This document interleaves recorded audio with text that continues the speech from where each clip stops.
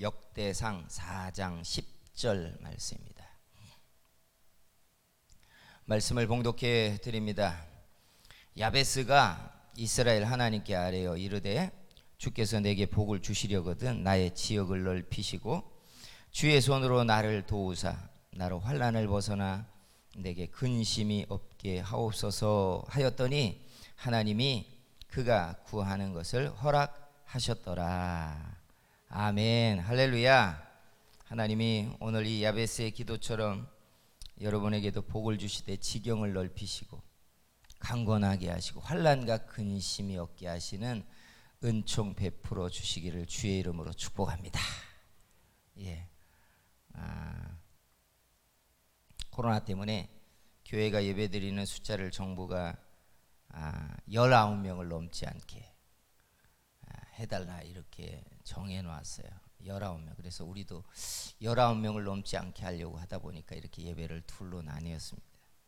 하나님께서 또 이 어려운 시절을 잘 우리가 잘 참고 지나가게 하시고 어쩌면 감기처럼 매년 이 백신을 맞으면서 함께 살아가야 되는 처지가 된 것 같아요. 하나님께서 우리 성도들을 눈동자처럼 지키는 이 은혜를 누리게 만들어 주시기를 축복합니다. 손 들어서 옆에 앉아 있는 분들에게 은혜 주시기를 축복합니다 해주세요. 할렐루야, 할렐루야. 예. 여러분은 자기 인생의 몫을 잘 챙기면서 살고 있습니까?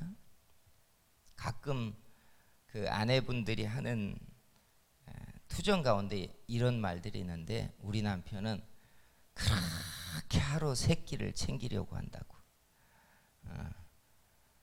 그런 투정을 하는 말을 가끔 들어요. 그래서 나이 먹으면 제일 인정받지 못하는 남편이 집에서 하루 세 끼를 먹는 남편들이래요. 일식이는 그래도 좀 낫고 이식이면 눈치를 받고 하루 세 끼를 밥에서 다 집에서 밥 챙겨 먹는 삼식이는 천대 받는데요. 남자들은 왜 그렇게 밥을 챙겨 먹으려고 할까요? 배가 고프니까 당연히 그러죠. 근데 제가 남자이다 보니까 속에 있는 속성 가운데 하나가 뭔가 내 몫을 챙겨야겠다. 이렇게 힘들게 사는데 내 몫을 챙겨서 내가 살아야겠다 하는 마음이 남자들 속에는 좀 있지 않나 싶어요. 사람들마다 세상을 살면서 누려야 되는 인생에 복의 분복이 있고 몫이라는 게 우리는 있다는 걸 알아요. 성경에 보면 하나님도 은혜를 주실 때 그 몫에 따라서 은혜를 주신다 라고 이야기해요. 그런데도 불구하고 우리 속에는 어떤 마음이 있어요?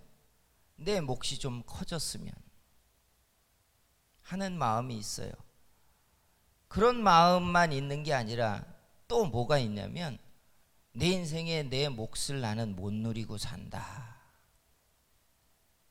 하는 마음을 가지고 사는 분들도 있다는 거예요.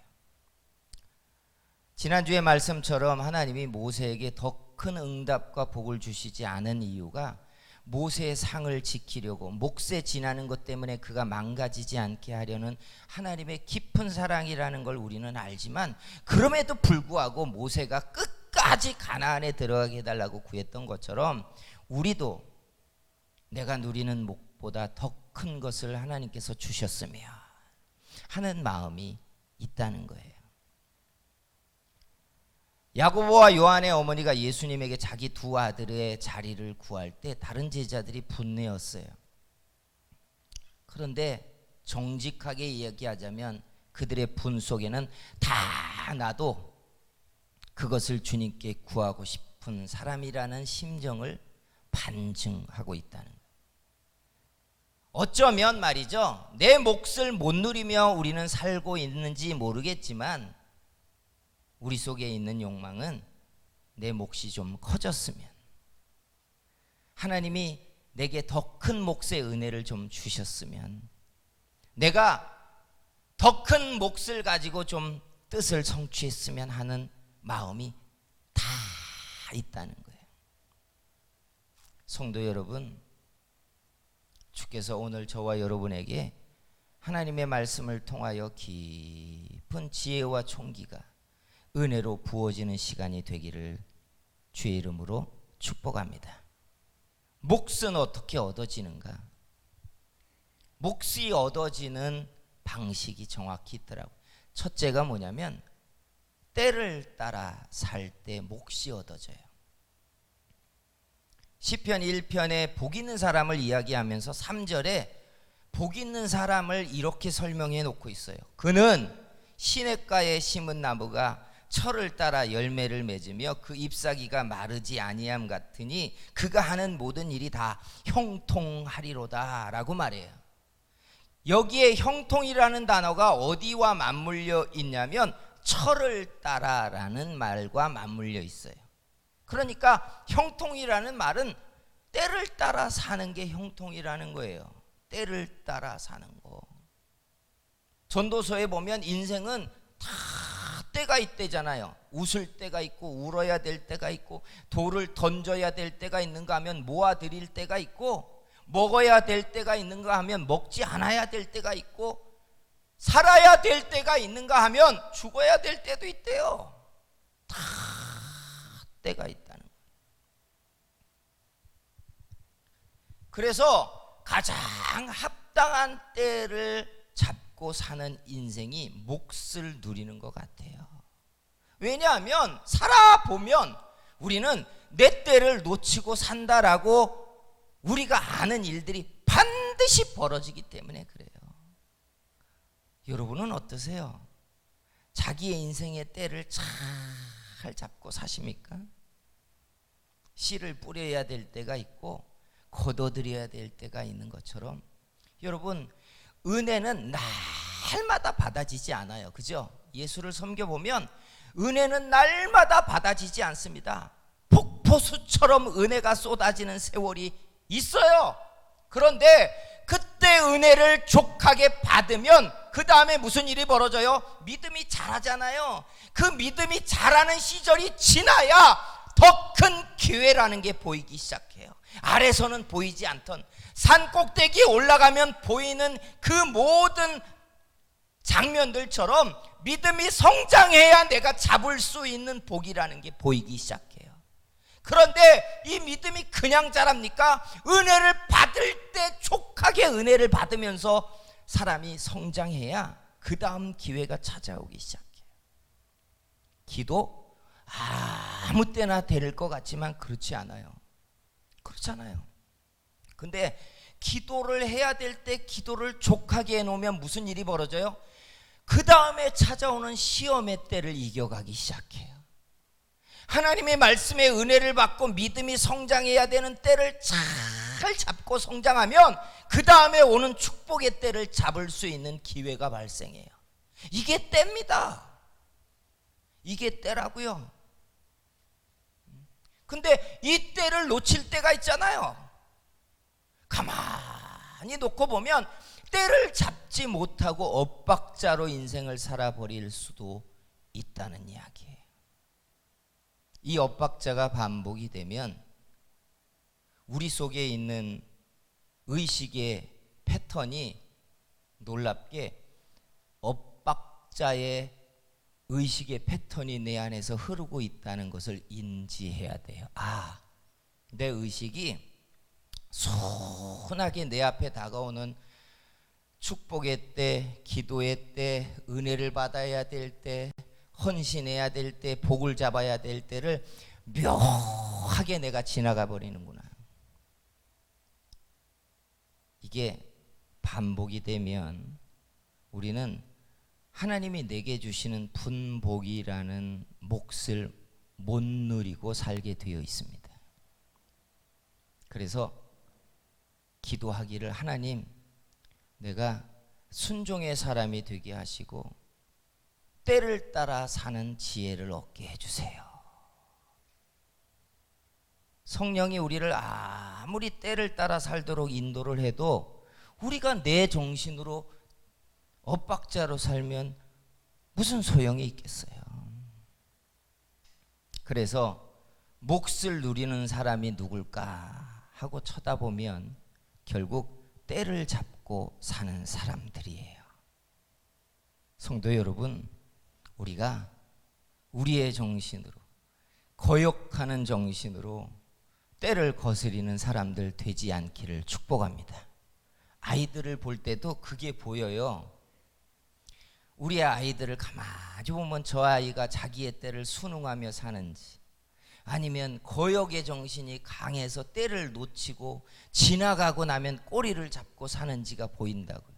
그러면 그걸 축복해 줘야 돼요. 하나님, 우리의 아이에게 순종의 정신이 커져서 꼬리를 잡는 게 아니라 때에 머리를 잡는 인생이 되게 복을 주세요. 성도 여러분, 우리에게 하나님이 때를 잡고 살게 하는 복을 부어 주실 줄 믿습니다. 두 번째, 몫을 누리는 사람들을 가만히 보면 거두기보다 심는 일에 충실한 사람들입니다. 우리가 알고 있기로 세상의 보편적인 가장 기본 원칙은 심는 대로 거둔다는 거예요.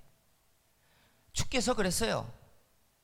심는 대로 거둔대요. 심는 대로 거둔대요. 그런데 우리가 보면 약간 마음에 불편함이 있죠. 어떤 사람들은 지가 심지 않은 것을 거두고 지가 심지 않은 걸 누리고 사는 인생들이 있는 것 같아요.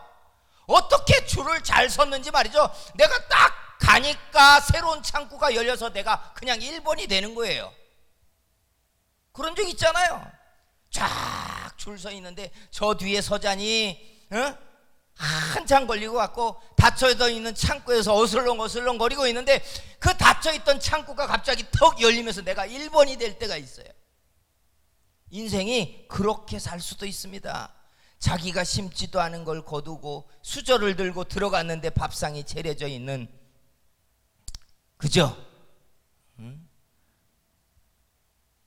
이렇게 인생이 살 수도 있지만 인생이 계속 그렇게 사라지지 않습니다. 결국 모든 사람에게 적용되는 보편적 원칙은 심는 대로 거둔다는 거예요. 그래서 내 인생의 삶이 척박하고 심어진 게 별로 없고 내가 누리는 것들이 넉넉하지 않다, 내 몫이 크지 않다고 여겨지면 우리가 정신을 차리고 시작해야 되는 프로젝트가 뭐냐? 심기를 시작해야 한다는 거예요. 누가 복이 있습니까? 결국 복을 심은 사람이 그 복을 누릴 때 복이 있는 겁니다. 그렇잖아요. 하나님은 심지 않은 걸 거두십니까? 천만에요. 하나님도 우리에게 은혜를 주신 다음에 믿음을 거두시고 응답을 주신 다음에 감사를 거두세요. 천국에 대한 영상을 우리 속에 담아 놓으신 다음에 천국을 사모하게 한다고요. 예수 그리스도의 사랑을 우리 속에 심은 다음에 주님을 따르는 사람을 만들어 놓잖아요. 심지 않은 걸 거두지 않으세요. 그러니까 인생에 복이 있으려면 어떻게 해야 돼요? 복이 있는 씨앗을 계속 심어야 돼요. 그래서 가난한 계층을 벗어나지 않는, 계속해서 대를 이어 가난 속에 사는 분들을 들여다보면 공통적인 게 있어요. 그들은 심지 않고 누리려고만 하는 사람들이에요. 부자들의 특징, 대를 이어 부자가 되는 사람들은요, 특징이 있어요. 덕을 심고 헌신을 심고 사랑을 심고 수고를 심는 사람들이에요. 결국 그들이 자기도 누리지만 자녀들도 그 결과를 계속해서 누리게 해요. 누리게 해요. 예. 그래서 여러분, 물려받은 내 인생이 척박하고 누릴 게 적은, 몫이 적은 인생이라고 여겨지거든 우리가 시작해야 되는 인생 개조 프로젝트는 심는 거예요. 아무 이유 없이 희생하고 수고하고 하나님께 심고 헌신하는 거예요. 헌신하는 거예요. 제가 베트남을 여러 차례 갖고 베트남의 교회들을 지원하기 위해서 다녀봤는데 시골 곳곳에 가면 교회가 지어져 있어요. 아주 낡고 오래된 예배당을 보면 대부분 그 예배당을 소개하면서 이렇게 말해요. 이 캐토릭 성당은 프랑스에서 지은 것입니다. 그 다음에 조금 더 세련된 도시에 있는 큰 교회는 대부분 미국에 있는 어느 남 장로교에서 지은 겁니다. 그러더라고요. 근데 시골에 가면 시골에 조금 가가지고 아담한 교회들을 가면 어김없이 거기에 한국의 아무개 교회에서 아무개 권사가 아무개 기업에서 헌신해서 헌당을 했습니다라는 팻말이 붙어져 있어요. 많이 봤어요. 그런 거를 보고 올 때마다 가슴에 담기는 게 저들은 심었고 하나님은 그 열매를 그들과 그의 후손에게 주실 것이라는 거예요. 심지 않은 사람들이요, 내 인생은 왜 이렇게 척박하냐고 말해요. 그러면 그 부모 세대를 거슬려고 올라가면 그 부모 세대도 심은 사람들이 아니에요. 그 부모의 부모 세대로 올라가도 심지 않았어요. 다 자기 목만 찾으려고 한 분들이에요. 사랑하는 성도 여러분, 하나님은 우리가 심은 것에서 복을 주셔서 30배가 되게 하든, 믿으십니까? 60배가 되게 하든 100배가 되게 하시는 것이지, 심지 않은 것에서 30배가 되게 하거나 60배가 되게 하거나 100배가 되시게 하시지 않아요. 그래서 심는 일에 정신을 바꿔야 돼요. 열매를 따고 몫을 누리고 나는 왜 이렇게 척박하냐고 계산할 게 아니라 부지런히 10년을 심고 20년을 심으면 인생의 판 자체가 달라지게 돼 있어요. 성도 여러분, 사람을 사랑하고 수고하기로 애쓰거든 하나님이 그 값을 갚아주실 때까지 사랑하는 거예요. 내가 하나님의 나라를 위해 심겠다고 정하면 여러분 10년이고 20년이고 하나님께서 그걸 갚아주시기 시작할 때까지 심는 거예요. 성도 여러분, 여러분이 심은 것에서 하나님이 100배가 되게 지경이 넓어지게 하는 그 복을 부어주시기를 주의 이름으로 축복합니다. 세 번째 중요한 때가 있어요. 지경이 넓어지거나 복이 되는 중요한 때는 시험의 때예요. 여러분, 시험의 때를 어떻게 지내십니까? 시험의 때는 사람들이 만나지 않기를 원하고 그 괴로움의 시절이라고 생각하지만 사실은 시험의 때를 가만히 들여다보면 시험의 때에 사람들의 믿음이 뒤집어지고 요동을 치고 기존 질서가 깨어지고 할 때 놀라운 역사들이 벌어지는 때라는 걸 보셔야 돼요. 세상에 새로운 축복의 사람이 일어나고 새로운 민족이 일어나고 새로운 능력자가 일어날 때는요, 평화롭고 번성하던 때 일어나는 게 아니에요. 하나님의 새로운 축복과 능력의 사람이 일어날 땐 그게 시험의 때를 지나고 일어난다는 거예요. 아브라함이 하나님께 가나안 땅을 유업으로 얻겠다고 약속을 받잖아요. 근데 그게 570년, 약 600년 가까이 된 다음에 모세 시대에 그게 성취된다는 거 여러분 아십니까? 560년이 지난 다음에 시작이 돼요. 하나님의 응답이. 그러면 그 시간이 무엇을 의미하느냐? 이스라엘 사람들의 수가 작아서 그래. 이거 1번의 답이에요. 그런데 2번의 답은 뭐냐? 가나안 그 땅을 이왕 자기의 땅으로 기업을 일구었던 그 부족의 사람들의 죄악이 가득 차서 하나님이 그 부족을 그 땅에서 옮길 그때가 차기까지 하나님은 기다리셨어요. 그러니까 이스라엘만을 위한 시간이 아니었던 거예요. 이스라엘 사람들이 준비되니까 다른 사람들 아무 상관없이 너희들 방패 이런 게 아니었단 이야기예요. 한쪽은 그 죄의 심판을 당하고 쫓겨나야 되는 거고, 그 자리에 하나님은 아브라함에게 약속한 가나안 땅을 그들에게 주시는 거예요. 이게 시험의 때예요. 시험의 때예요. 하나님이 다윗을 세우려고 사울을 패하십니까? 아니에요. 성경을 정확히 보면 사울이 실패하기 시작하자 하나님은 다윗을 찾으셨어요. 정확하잖아요. 사울이 망가지니까 다윗에게 기회가 오는 거라고요. 사무엘이 왜 하나님 앞에 성장하고 은혜를 받죠? 엘리 제사장이 망가지기 시작하니까 하나님이 그 다음 세대의 지도자를 찾으세요. 사도 바울이 왜 이방인의 사도가 됩니까?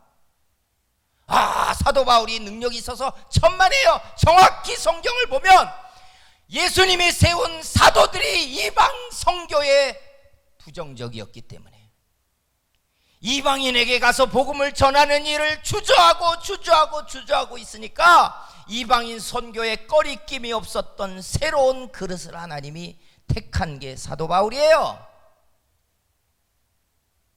그러니까 여러분, 시험이 막 몰아치면 누구는 넘어져서 빼앗기는 겁니다. 그런데 그때에 하나님의 축복의 사람은 세워지고 자리를 얻고 기회를 얻고 복을 받기 시작한다는 거예요. 이게 참 놀라운 영적 원리예요. 그래서 시험의 때를 잘 주목해야 돼요. 나는 시험의 때를 타고 일어나는 사람인지, 시험의 때에 그동안 만든 믿음의 결과물들을 잡아뜨려 버리는 사람인지 보라고요. 나는 누구인지. 코로나로 인하여 한국교회가 예배 생활을 제대로 못하고 성도들이 많이 시험 들고 기존 유지하던 은혜 생활도 못하고 있고 기도 생활도 못하고 있습니다. 이 시험의 때가 거대하게 지나고 나면 저는 반드시 판이 바뀐 새로운 질서, 새로운 하나님의 사람들, 새로운 교회가 일어나고 세워지고 그런 시대가 온다고 보고 있어요. 여러분, 시험으로 세상이 요동치고 질서가 바뀔 때 하나님의 눈앞에 있는 사람들 되기를 축복합니다. 그때 하나님 앞에 있어야죠. 남들이 넘어진다고 왜 넘어집니까? 남들이 쓰러져 있다고 왜 쓰러져 있습니까? 판이 요동칠 때 누군가는 쓰러지겠지만 그 다음에 하나님이 세우는 사람이 우리여야 되잖아요. 그때 서 있어야죠. 그냥 아무렇지도 않게 야베스의 기도처럼 하나님 내게 복을 주시려거든 지경을 넓히시고 환난과 근심에서 벗어나게 하소서 하니까 그 기도가 응답됩니까? 아니에요. 그 자격이 있는 사람이 섰었던 거예요. 자격이 있었던 사람이.